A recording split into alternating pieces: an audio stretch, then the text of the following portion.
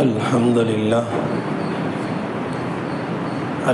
لله نحمده ونستعينه ونستغفره ونؤمن به ونتوكل عليه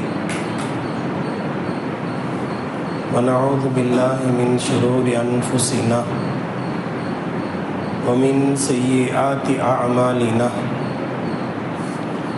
من يهده الله فلا مضل له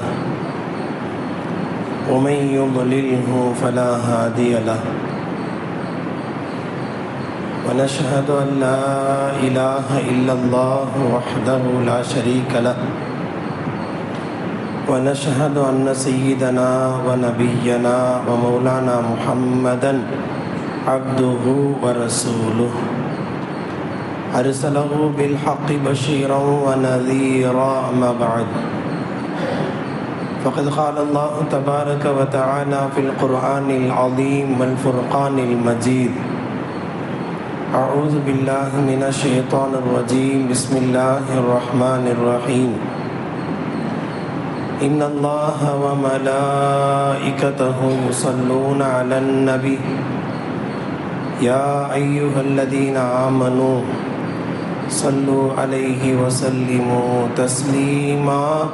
اللهم صل على سيدنا محمد وعلى آل سيدنا محمد وبارك وسلم عليه. اللهم صل على سيدنا محمد وعلى آل سيدنا محمد وبارك وسلم عليه. اللهم صل على سيدنا محمد وعلى آل سيدنا محمد الذي قرنت البركة بذاته ومحياه وتعطرت الأوالم بطيب ذكره ورياه.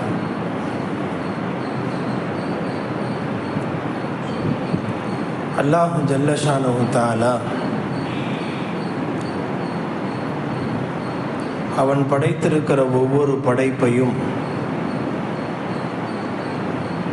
இரண்டாய் இரட்டையாய் படைத்திருப்பதாய் குர்ஆனிலே அல்லாஹ் தெளிவுபடுத்தி இருக்கிறார். وَمِنْ كُلِّ شَيْءٍ خَلَقْنَا زَوْجَيْنِ. ஒவ்வொரு பொருளையும் நாம் இரண்டாகத்தான் நாம் படைத்திருக்கிறோம் என்று அல்லாஹ்வுடைய செய்தி. இரட்டை என்பது நம்முடைய வாழ்க்கையின் எல்லா விஷயத்திலும் பொருத்தி பார்க்க வாய்ப்புள்ள ஒரு செய்தி. அது உடல் உறுப்புகளை எடுத்துக்கொண்டாலும் எல்லாவற்றையும் இரட்டையாய், கண்கள் இரண்டாய், காதுகள் இரண்டாய், மூளை சிறுமூளை பெருமூளை இரண்டாய், கைகள் இரண்டாய், கால்கள் இரண்டாய், எல்லாவற்றையும் இரண்டாய் பிரித்து பார்க்க வாய்ப்புள்ள இரட்டை வடிவத்தில் தான் ஒவ்வொரு பொருளையும் படைத்திருப்பதாக அல்லாஹ் சொல்கிறார். இது மனித உடலில் மட்டுமல்ல, எல்லா விஷயத்திலும் எல்லாவற்றையும் இரண்டு. இரவு ஒன்று இருந்தால் அதற்கு பகல் என்ற ஒன்று உண்டு. வானம் இருந்தால் அதற்கு பூமி என்று அதற்கு எதிர்ப்பதம் இருப்பதை போல, மேலே என்றால் கீழே என்று இன்னொன்றை இருப்பதை போல, வலது ஒன்று இருந்தால் இடது என்ற இன்னொன்றை இருப்பதை போல, லாபம் ஒன்று இருந்தால் அதற்கு நஷ்டம் என்ற மறுபகுதி இருப்பதை போல, நன்மை இருந்தால் அதன் மறுபகுதியாய் தீமை என்ற ஒன்று இருப்பதை போல, எல்லா விஷயத்திலேயும் அன்பு இருந்தால் அதன் மறுபதமாய் கோபம் ஒன்று இருப்பதை போல, உலகத்தின் எல்லாவற்றையும் இரண்டாக படைத்திருக்கிறார். அல்லாஹ் ஒருவன் மட்டுமே ஒன்று. அல்லாஹுவை தவிர்த்து அவனால் படைக்கப்பட்ட அனைத்தும் இரண்டு அல்லது இரண்டுக்கும் மேற்பட்டவைகள். தான் மட்டும்தான் ஒருவன் என்பதை அதை வெறுமனே சிந்தனையாக மட்டுமல்லாமல் படைப்பிலேயே அல்லாஹ் வெளிப்படுத்தி விட்டார். பாறைகளில் கூட ஆண் பாறை பெண் பாறை உண்டு.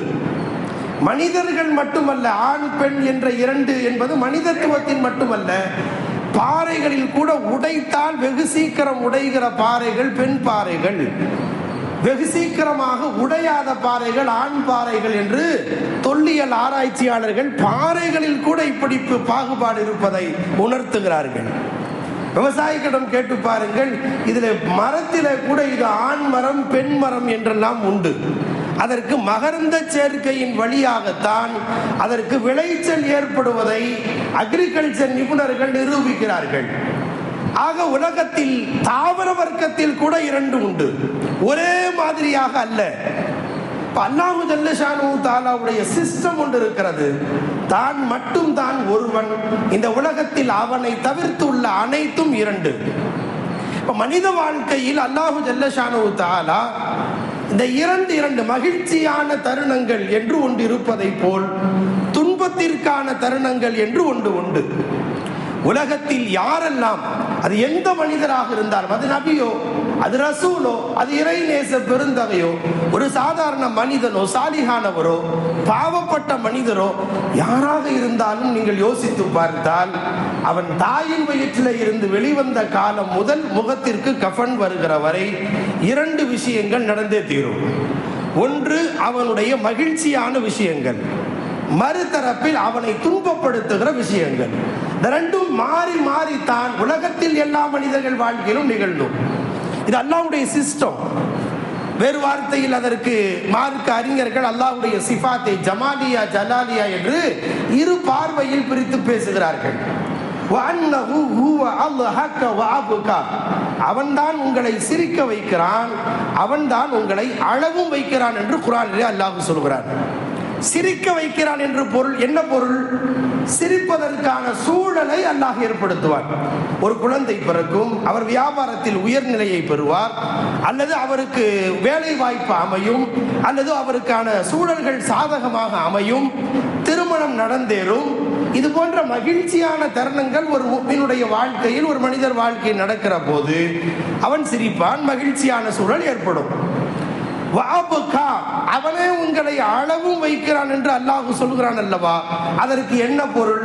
நல்லா நடந்துட்டு திடீர்னு பிசினஸ் திடீர்னு பார்த்தா நஷ்டம் வந்துடும். நல்லா போயிட்டு இருந்த வாழ்க்கையில திடீர்னு ஒரு ஆக்சிடென்ட் ஏற்படும். நன்றாக வாழ்ந்து கொண்டிருந்த வாழ்க்கையில யாரோ நமக்கு பிரியமானவர் ஒருவர் மரணத்தை தழுவார். அல்லது வேலை வாய்ப்பு போயிட்டு இருந்த வேலை வாய்ப்பு திடீர்னு பார்த்தா வேலையிலிருந்து அவரை தூக்கிடுவாங்க. இது போன்ற விஷயங்கள் நம்முடைய வாழ்க்கையில் நிகழ்கிற போது நம்முடைய அந்த கவலைகள் நமக்கு ஒரு அழுகையை ஏற்படுத்துகிறது, துன்பத்தை ஏற்படுத்துகிறது. ஒரு விஷயம், இந்த ரெண்டுமே அல்லாஹ்வின் புறத்திலிருந்து தான் ஏற்படுகிறது. வெளியிலே பல காரணங்களை சொல்லுவார்கள், இதனால் ஆயிடுச்சு அதனால் ஆயிடுச்சு என்று ஆயிரம் காரணங்களை நாம் ஜோடிக்கலாம். காரணங்களை ஜோடித்து நாம் அல்லாஹ்வை மறந்து விடுகிறோம். யதார்த்த உண்மை என்னவென்றால், உலகத்தில் ஒருவன் உயர்வதற்காக படிகளை அமைத்து ஏற்றி விடுவதும் அல்லாஹ் தான். ஒருவனை தாழ்த்துவதற்கான சூழல்களை ஏற்றி வழுக்கி விழ வைப்பதும் அல்லாஹ் தான். நன்மை தீமை அனைத்தும் அல்லாஹ்வின் புறத்திலிருந்து என்பது வெறுமனே ஈமான் கொண்டு வெறுமனே சிந்தனையாக பதிய வைப்பதற்கல்ல. எது நடந்தாலும் அதை அப்படி பொருத்தி பார்ப்பதுதான் ஒரு முஃமினுடைய அடிப்படை சிந்தனை. நல்லா போயிட்டு இருந்த வண்டி திடீர்னு நட்டோடு நின்றுச்சு. முன்னால போனா பெட்ரோல் பங்கு பெட்ரோல் இல்ல, ட்ரை ஆயிடுச்சு. இந்த பக்கம் போனா 5 கிலோமீட்டர் போனோம், இந்த பக்கம் போனா 7 கிலோமீட்டர் போனோம். தள்ளிக்கிட்டே போக வேண்டிய சூழல் வந்து விட்டது. நினைச்சேன் பரப்பிடும் போதே ஒரு பூனை வந்துச்சா அப்பவே யோசிக்கணும் என்றால் அது ஈமானுக்கு பாதிப்பு. அல்லாஹு ஜல்ல ஷானஹு தஆலா இவரை இந்த இடத்தில் இப்படி ஒரு நெருக்கடியை ஏற்படுத்தி இவர் பாவத்தை கழிக்கிறான் என்கிறார்கள் ஸல்லல்லாஹு அலைஹி வஸல்லம். வண்டி போயிட்டு திடீர்னு பார்த்து ஒரு ஆணி குத்திருச்சு, ஒரு முள்ளு குத்திருச்சு, வண்டி நடுரோட்ட நிக்குது. யாரும் உதவி செய்வதற்கு உதவியாளர்கள் யாரும் இல்லை. இவர் கொஞ்சம் சிரமப்படுகிறார் என்று வைத்துக் கொள்ளுங்கள். ஸல்லல்லாஹு அலைஹி வஸல்லம் சொல்கிறார்கள், ஹத்த ஷௌகத்து யுஷாக்கு அல்லாஹ், ஒரு முள்ளு குத்திச்சு, வேற ஏதோ ஒரு அவருக்கான ஒரு பாதிப்பு, அது காலில் முள்ளு குத்தினாலும் வண்டியில முள்ளு குத்தினாலும் சரி. இப்போது நபி ஸல்லல்லாஹு அலைஹி வஸல்லம் சொல்கிறார்கள், இவரின் பாவம் கழிகிறது என்கிறார்கள் ஸல்லல்லாஹு அலைஹி வஸல்லம். பாவம் கழிகிறது. இந்த பார்வையில் தான் ஒரு முஃமினுடைய அடிப்படை சிந்தனை மாற்றப்பட வேண்டும். எவன் இப்படி போட்டு போனானோ என்று யாரோ ஒருவனை திட்டுவது என்பது அது ஒரு முஃமினுக்கு பொருத்தமான சிந்தனை அல்ல. நடக்க வேண்டும் என்பது முன்பே நிர்ணயிக்கப்படும். இதை கடந்து எத்தனையோ வண்டி போயிருக்கும். அவர் வண்டியெல்லாம் ஏறாம என் வண்டியில ஏறுச்சுன்னா இவரை இப்படி தள்ள வைக்க வேண்டும் என்பது அல்லாஹ்வுடைய திட்டம் நடந்து விட்டது. இப்படித்தான் அந்த ஈமானை, நம்முடைய ஒரு சிந்தனையை திருப்பி பார்க்க வேண்டும். எனவே நன்மை தீமை அனைத்தும் அல்லாஹ்வின் புறத்தில் இருந்துதான் நடக்கிறது என்பது நம்முடைய கல்வில் ஆழமாக பதிய வேண்டிய ஒரு அடிப்படையான சிந்தனை. ஒரு நன்மை ஏற்படுகிறது என்றால் அது யாரோ ஒருவரின் மூலம்தான் ஏற்படும், ஏதோ ஒரு சூழலின் மூலம்தான் ஏற்படும். ஒருத்தருக்கு முன்னேற்றத்தை தரணும், அவர் பிசினஸ் வச்சு அவர் முன்னேற்றத்தை தரலாம். அவர் வேலை வாய்ப்பு தேடி அந்த வேலை வாய்ப்பு கிடைத்து அதில் கிடைக்கிற வருமானத்தின் மூலம் அவருக்கு உயர்வு கிடைக்கலாம். அதுவெல்லாம் அல்லாஹ்வுடைய சிஸ்டம். ஆனா எதன் மூலம் நாம் உயர்வுக்கு வந்தோமோ அதுதான் தன் உயர்வுக்கு காரணம் என்று கருதி உயர்த்தி அல்லாஹ்வை மறப்பது என்பது ஈமானுக்கு மாற்றமான சிந்தனை. ஒரு மனிதர் ஒரு தோல்வியை தழுவுகிறார், நஷ்டம் ஏற்படுகிறது என்றால் அதற்கு ஏதோ ஒரு சில காரணங்கள் ஏற்படும். அது ஒரு அவருடைய கீழே இருக்கிற பொறுப்பாளர்கள் சரியாக செயல்படவில்லை என்று வைத்துக் கொள்ளுங்கள், அல்லது அவருடைய கவனக்குறைவு என்று வைத்துக் கொள்ளுங்கள். ஒரு ஆக்சிடென்ட் நடந்தது, அல்லது வேறு ஏதாவது நஷ்டம் ஏற்பட்டது, ஒரு நோய் ஏற்பட்டது என்றால் நாம் எப்படி பார்க்க வேண்டும்? கவனமா ஓட்டினாலும் நடக்கத்தான் செய்யும். அப்படித்தான் பார்க்க. நீ போகும்போது சரியா போயிருந்தா இப்படி நடந்திருக்குமா என்று மட்டுமே பேசிக் கொண்டிருப்பது தகுமானதல்ல.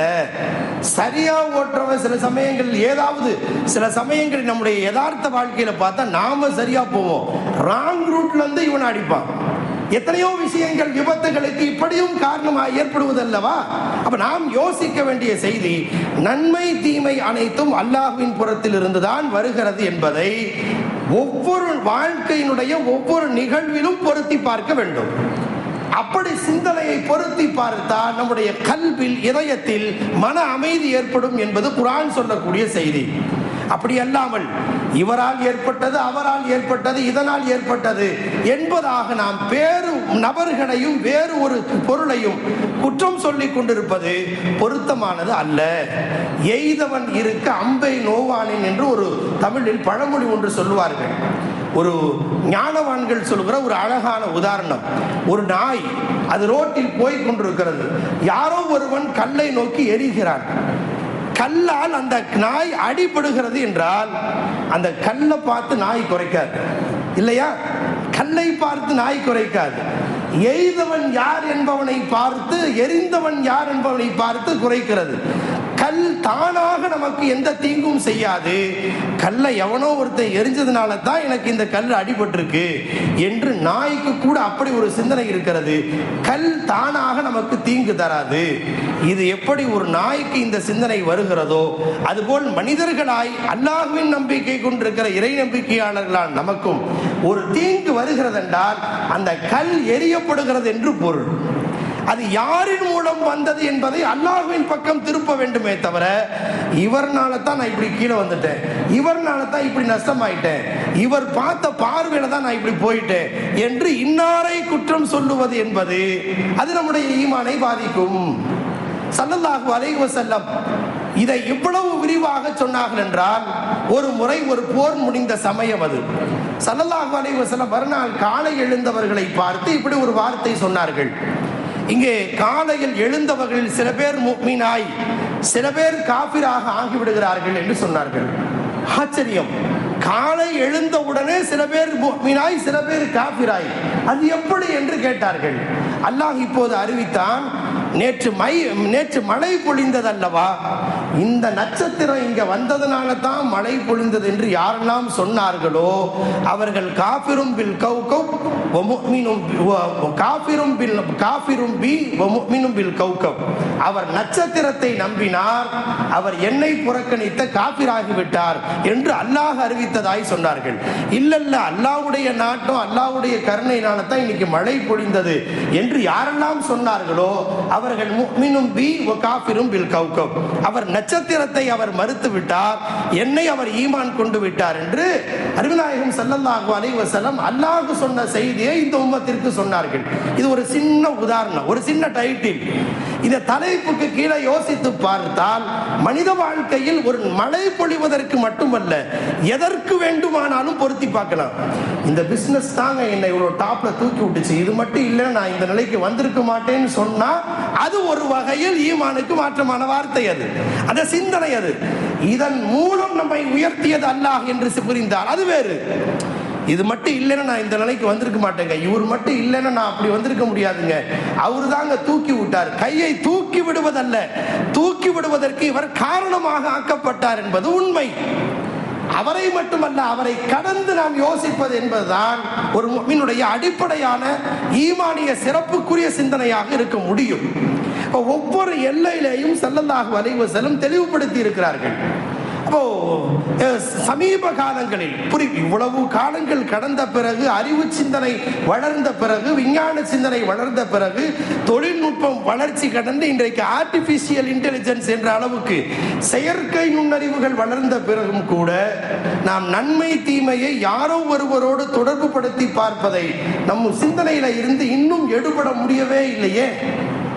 சஃபர் மாதம் போது பிறந்திருக்கிறது. இன்னும் சஃபர் மாதத்தில் தெளிவான விழிப்புணர்வு சமூகத்தில் வரவே இல்லை. 1400 ஆண்டுகளாய் இந்த உம்மத்தில் ஸல்லல்லாஹு அலைஹி வஸல்லம் தெளிவுபடுத்தி சென்றார்கள். என்ன சொன்னார்கள்? இந்த மாதத்துல ஒரு பீடையும் இல்ல, இந்த மாசத்துல எந்த சிக்கலும் இல்ல, லா அதுவா வலா தீரத்த வலா ஹம்மத்த வலா சஃபர், தெளிவாக சொல்லி இருக்கிறார்கள். இருந்தாலும் நம்முடைய நம்பிக்கையில் ஏதோ ஒரு வகையில் தளர்வு ஏற்படுகிறது. ஒருத்தர் கேட்கிறார், என் வீட்டில் ஆந்த மேல உட்கார்ந்துச்சு, 2 பேர் கூப்பிட்டு சொன்னாங்க சீக்கிரம் விரட்டி விடுங்க அப்படின்னு சொன்னாங்க. ஆந்த வந்தா என்ன இருக்கு, அதனால என்ன ஆயிட போகுது? ஸல்லல்லாஹு அலைஹி வஸல்லம் அப்பவே சொன்னாங்க ஆந்தையை பார்த்து சகுனம் பார்ப்பது கிடையாது என்று. 1400 ஆண்டுகளுக்கு முன்னே ஸல்லல்லாஹு அலைஹி வஸல்லம் சொன்னாங்க. வலா ஹாம்மத, தெளிவா சொல்லியிருக்கிறாங்க. அப்படி இருக்க உங்க வீட்டு மேல ஆந்த உட்கார்னால என்ன ஆக போகுது? இல்ல யாரோ ஒருத்தர் மூத்தா போயிடுவாங்க, ஒன்னும் ஆக போறது இல்லை. என்னைக்கு யாருக்கு மூத்து வருமோ அது வந்துதான் தீரும். அது ஆந்த வந்ததுனால அல்ல, அல்லது வேறு காரணங்களை எல்லாம் கற்பிக்குவது என்பது நம்முடைய ஈமானுக்கு மாற்றம். 2 நாள் கழிச்சு அவர் திரும்ப சொல்றாரு, கண்டிப்பா நான் நம்பிக்கை எனக்கு தெளிவா வந்துருச்சு. ஏன்னு கேட்டா உங்க வீட்டு மேலேயும் ஆந்த உட்கார்ந்து நான் பார்த்தேன் ஹஸ்ரத் அப்படிங்கிறார். நான் சொல்ல வருகிற செய்தி என்னவென்றால், யதார்த்த வாழ்க்கையில் சின்ன சின்ன புரிதலில் ஏற்படுகிற விளக்கங்களில் நன்மை தீமை அல்லாஹ்வின் புறத்திலிருந்து என்பது அடிப்படையாக நம்முடைய கல்வியில் பதிய வேண்டிய முக்கியமான சிந்தனை. அதில் சின்ன தளர்வு கூட, சந்தேகம் கூட வரக்கூடாது. ஸல்லல்லாஹு அலைஹி வஸல்லம் தெளிவுபடுத்தி விட்டார்கள். லா அதுவா, தொற்று நோய் என்பது கிடையாது. வலா தீரத்த, பறவையை பார்த்து சகனம் பார்ப்பது என்பது கிடையாது. அம்பு வைத்து பார்ப்பது என்பது கிடையாது. வலா ஹம்மத்த, ஆந்தையை வச்சு சகனம் பார்ப்பது என்பது கிடையாது. வலா சஃபர், சஃபர் மாசத்துல பீடை என்பது கிடையாது. எவ்வளவு தெளிவாக இந்த உம்மத்துக்கு தெளிவுபடுத்தி சென்றதற்கு பிறகும் இதுவாக இருக்குமோ அதுவாக இருக்குமோ, ஏதாவது ஒரு சின்ன ஒரு டைவர்ஸ் பிரச்சனை வந்துருச்சு, இந்த சஃபர் மாசத்துல வச்சதுனால தான் இந்த மாதிரி. இன்னும் முடித்து போடுபவர்கள் எத்தனை பேர் இருக்கிறார்கள்? பிசினஸ்ல ஒரு சின்ன லாஸ், அது எப்போது வேண்டுமானாலும் ஏற்படலாம். சஃபர் மாசத்துல தொடங்கினால தான் இந்த மாதிரி ஆச்சு. பேசுபவர்கள் இப்போதும் இருக்கிறார்கள். நான் கேட்கிறேன், சஃபர் மாசத்துல வியாபாரம் தொடங்கணும் மட்டும்தான் நஷ்டம் வருதா? முஹர்ரம் மாசத்துல, ரபியுல் அவ்வல் மாசத்துல தொடங்கணும் வியாபாரத்தில் நஷ்டம் வருது இல்லையா? அது வாழ்க்கையில் யாருக்கு எப்படி நிர்ணயிக்கப்பட்டது அப்படி நடக்கும். ஆனால் இப்படி பொருத்தி பார்த்து இந்த காரணங்களை ஜோடிப்பது என்பது நம்முடைய ஈமானுக்கான பாதிப்பு என்பதை தெளிவாக புரிந்து கொள்ள வேண்டும். யுஸ்பிஹு முஃமினன் வ யும்சி காஃபிரா, இது எவ்வளவு தூரம் பாதிப்புக்கு உள்ளாக்கும் என்றால் ஸல்லல்லாஹு அலைஹி வஸல்லம் எச்சரிக்கிறார்கள். காலையில் முஃமினாக இருப்பான், மாலை பொழுதிலேயே காஃபிராகி போவான் என்கிறார்கள் ஸல்லல்லாஹு அலைஹி வஸல்லம். யும்சி முஃமினன் வ யுஸ்பிஹு காஃபிரா, மாலையிலே அவன் முஃமினாக உலா வந்து கொண்டிருப்பான், மறுநாள் காலையை அடைகிற போது அவன் காபிராகி போயிருப்பான் என்கிறார்கள் ஸல்லல்லாஹு அலைஹி வஸல்லம். அல்லாஹ் நம்மை அந்த சிந்தனையிலிருந்து காப்பாற்றியல் புரிவானாக. எனவே நம்முடைய கல்வில் இது போன்ற இந்த தவறான புரிதல்கள் நம் இதயத்தில் இருந்து அகற்றப்பட வேண்டும். துணிந்த ஒரு காரியத்தில் நாம் இறங்க வேண்டும். இந்த பீடை, இது போன்ற சிந்தனைகள் இன்னைக்கு வரைக்கும் நல்லா யோசிச்சு பார்த்தா நமக்கு புரிகிற ஒரு செய்தி என்னன்னா, ஒரே குடும்பத்தில் 2 பேருக்கு திருமணத்தை ஒரே நேரத்தில் நடத்துவதில்லை என்றால் ஒன்று வாழுமாம் ஒன்றும் தாழுமாம். யார் சொல்லிக் கொடுத்தது? இன்றும் அந்த சிந்தனை நம்முடைய இதயத்திலிருந்து அகற்றப்படவில்லை. நமது ஊர்களில் எல்லாம் அது போன்ற சிந்தனைகள் கொஞ்சம் கொஞ்சம் அகற்றப்பட்டு விட்டது. சொல்ல வருகிற செய்தி என்னவென்றால், ஒரே மேடையில் 2 நிக்காக நடந்தா அப்படி அதை சிந்திப்பதில்லை. அப்படி நடந்தா ஒன்னு வாழ்வாங்களா, ஒன்னு டவுன் ஆயிடுவாங்களா? யாரு சொன்னது? வாழ்வு தாழ்வு என்பது அவரவருடைய வாழ்க்கை அல்லாஹ்வின் கைகளில் இருக்கிறது. பியதிஹி மலகூத்து குல்லி ஷைஇன். ஒவ்வொரு மனிதனுடைய வாழ்க்கையினுடைய முழு கட்டுப்பாடு அல்லாஹ்வின் கைகளில் இருக்கிற போது இப்படி நாம் தேவையற்ற சிந்தனைகளை கல்வியில் பதிய வைத்துக் கொள்வது என்பது பொருத்தமற்ற செயல் என்பது மட்டுமல்ல, அது நம்முடைய ஈமானை பாதிக்கும். அதே சமயத்தில் நமக்கு ஈமானுக்கு பாதிப்பு வருகிற சமயம், நம்முடைய ஈமானை சரி செய்ய முடியாத தடுமாற்றம் வருகிறது என்றால், அந்த சமயத்தில் நம்ம நம்பிக்கை இன்னும் தளர்வு ஏற்படுத்துவதற்கு பதிலாக அதற்கு மாற்று சிந்தனையை யோசிப்பதற்கு மார்க்கம் அனுமதி வழங்கி இருக்கிறது. அதை தான் ஸல்லல்லாஹு அலைஹி வஸல்லம் 3 விஷயங்களை குறித்து இந்த உம்மத்திற்கு ஒரு தெளிவு சொன்னார்கள். இன்கான ஷுஅமு ஃபீ ஷைஇன் ஃபஃபித் தாரி வல் ஃபரசி வல் மர்அதி என்று ஸல்லல்லாஹு அலைஹி வஸல்லம் சொன்னார்கள். அதாவது துர்ச்சகனம் என்பது கிடையாது, நற்சகனம் என்பது இந்த உம்மத்தில் அது தேவைப்பட்டால் அதற்கு அனுமதி உண்டு என்று சொன்னார்கள். வஹைருஹா அல் ஃபால். மல்ஃபால் யா ரசூலல்லாஹ், அப்படி ஃபால்னா என்னன்னு கேட்டாங்க. ஃபால் பார்ப்பது என்றால் என்னன்னு கேட்டாங்க. அல் கலிமத்து ஸாலிஹத்து யஸ்மஉஹா அஹதுக்கும். ஒரு மனிதர் பிஸ்னஸ் ஆரம்பிக்கலாமா வேணாமான்னு யோசிச்சுட்டே இருந்தாரு. இந்த விஷயத்துக்கு போகலாமா வேணாமா, இன்டர்வியூ அட்டன் பண்ணலாமா வேணாமான்னு யோசிச்சுட்டே இருந்தாரு. அந்த நேரம் பார்த்து திடீர்னு வெளியில வந்தாரு. யாரோ சில பேர் வெற்றி வெற்றி வெற்றி என்று கோஷம் போட்டுக்கொண்டு போய் கொண்டிருந்தார்கள். அநேகமா வெற்றி கிடைச்சிரும், அதுதான் இப்படி சொல்லப்படுது அப்படின்னு நினைச்சார்னா இது தப்பு இல்லை. இப்படி சொன்னதால தான் வெற்றி கிடைச்சுன்னா ஈமானுக்கு பாதிப்பு. சரியாக புரிய வேண்டும்.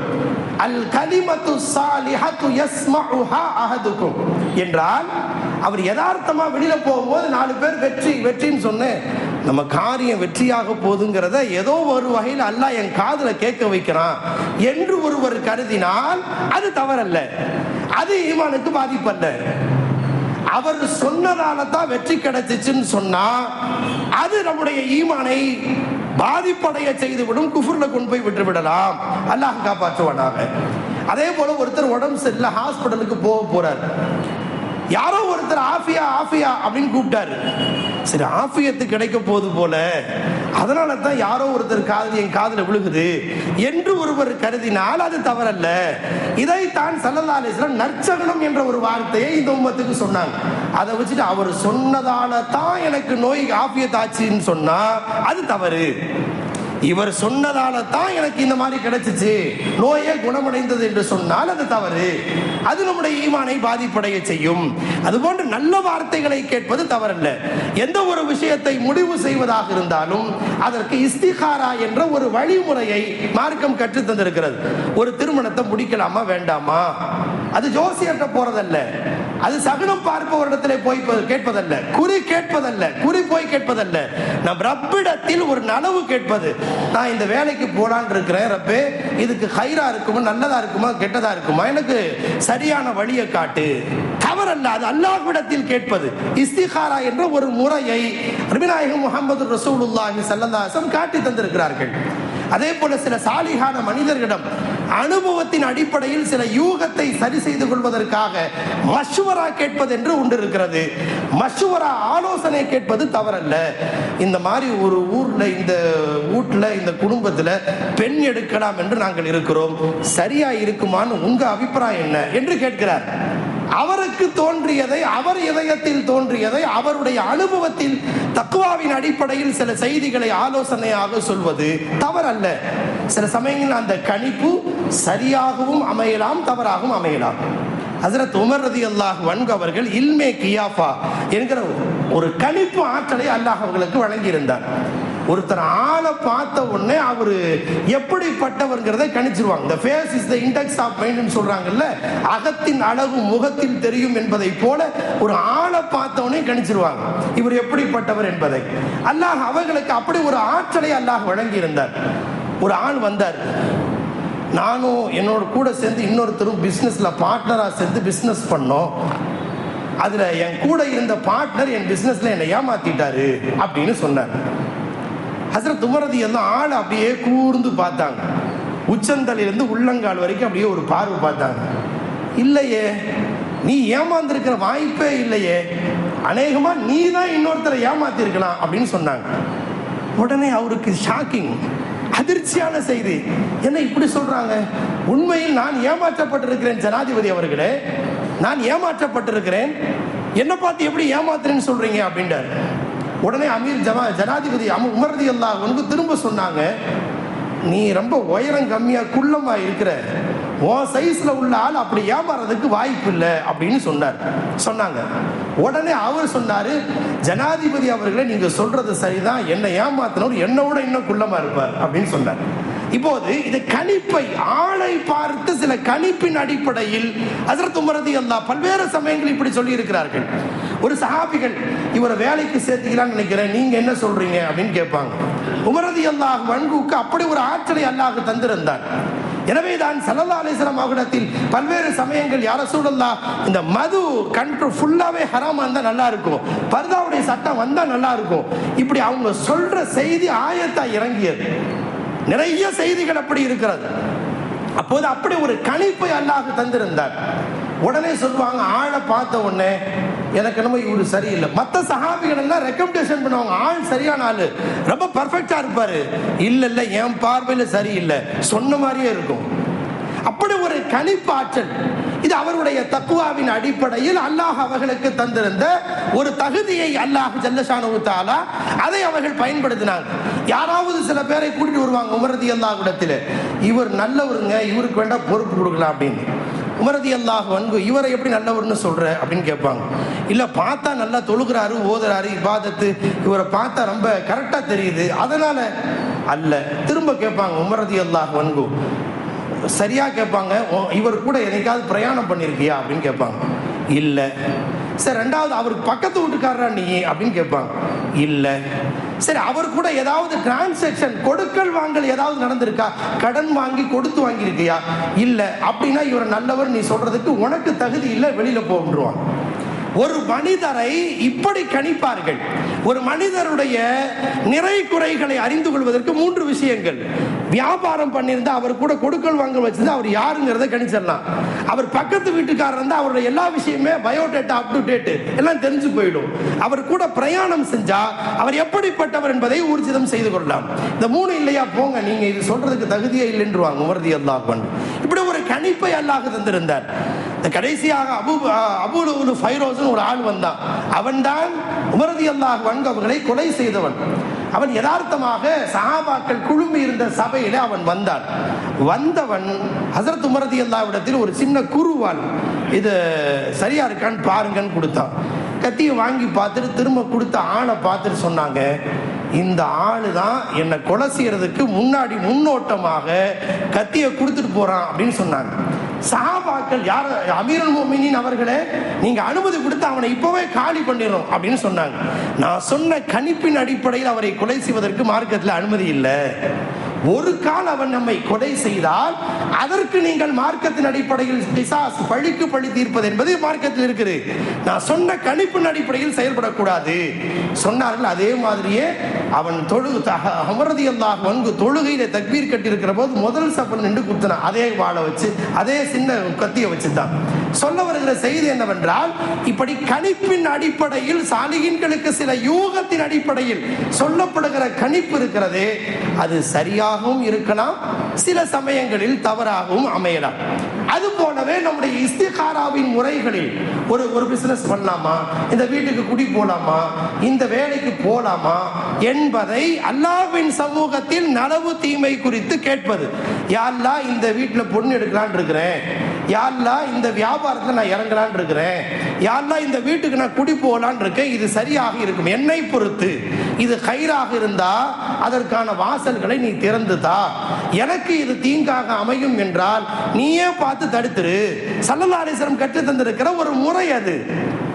ஒரு வியாபாரத்தில் ஈடுபட நினைக்கிறோம், அல்லது ஒரு வாகனம் வாங்கலாம் என்று நினைக்கிறோம், ஒரு திருமண தொடர்பை தேர்வு செய்யலாம் என்று கருதுகிறோம். அது சரியாக இருக்குமா என்பதை படைத்த ரப்பின் புறத்திலே இருந்த உள்ளத்தின் உதிப்பாய் பெற்றுக்கொள்ளக்கூடிய முறை. அப்ப அந்த அடிப்படையில் இறங்குகிற போது அல்லாஹ்வின் சமூகத்தில் பொறுப்பு ஒப்படைத்து நாம் செயல்படுகிறோம். இப்போ நம்ம அப்படித்தான் நம் நிலவு தீமைகளை பொருத்தி பார்க்க வேண்டுமே தவிர, நாம் அதை விடுத்துவிட்டு இந்த வீட்டில் குடி வந்ததுனால தான் நான் எல்லா கஷ்டம் வந்துச்சுன்னு சொன்னா அது தவறு.